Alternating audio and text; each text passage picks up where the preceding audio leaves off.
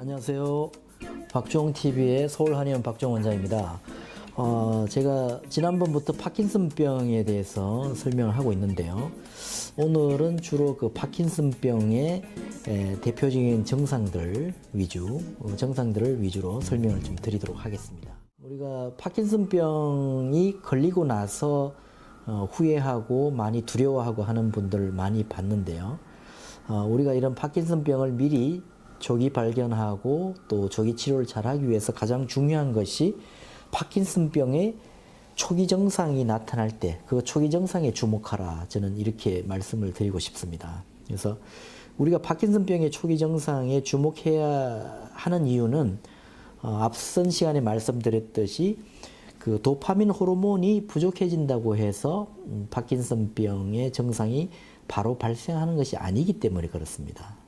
그래서 이미 이제 파킨슨병의 증상을 느낄 때는 이미 파킨슨병이 적어도 몇 년 전부터 진행되어 왔다고 볼 수 있기 때문에 그렇습니다.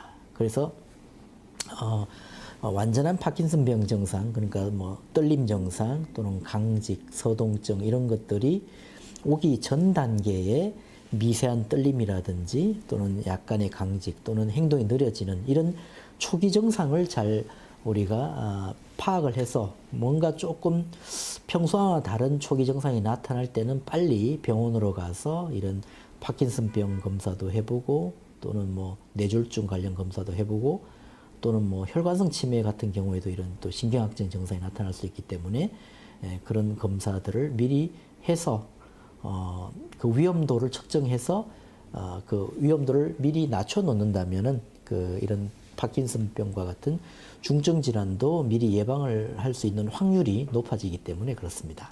사실 이 파킨슨병의 증상은 우리가 나이가 들어가면서 나타나는 그 노화 현상과 그 구분하기가 어렵다 보니까 사실 그 진단을 내리기가 쉽지는 않습니다.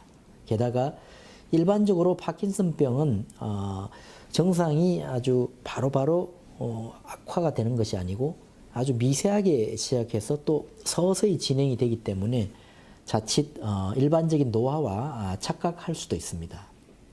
그리고 이제 그런 증상들이 조금씩 나타나기 때문에 보호자들이 보기에는 뭐 노환인가 아니면 기력이 떨어져서 그렇나 이렇게 착각할 수도 있고 또 이거하고 유사한 질환들이 너무 많아서 또 다른 병으로 착각하는 경우도 있습니다. 그 유사한 질환이라는 건 주로 뭐 뇌졸중이나 또는 혈관성 치매의 그 전조 증상에서도 비슷한 증상이 나타날 수 있기 때문에 그렇습니다.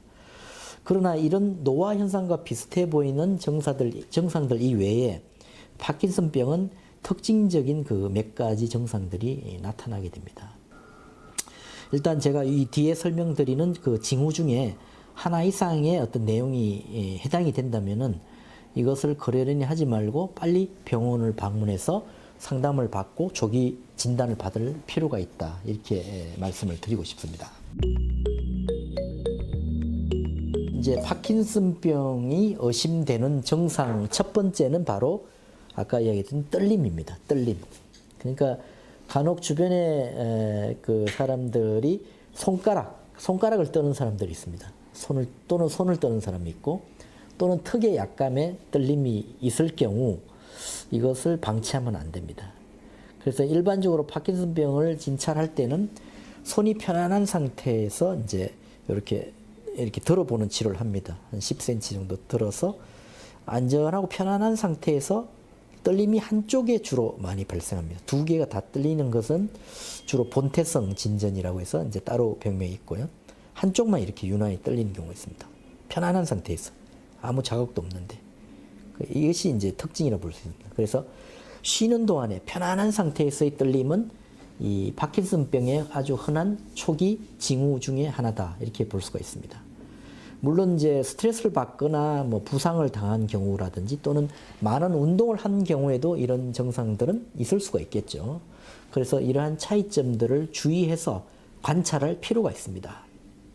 그리고 작은 물체를 손가락 사이에 넣고 굴리는 것처럼 손이 움직이는 일이 또 종종 있을 수가 있습니다. 그래서 이런 파킨슨병의 초기 증상이 나타날 때는 절대로 방치하지 말고 빨리 병원으로 가서 이것이 파킨슨병으로 가는 위험 증상인지 아닌지를 판별하는 것이 중요하겠습니다.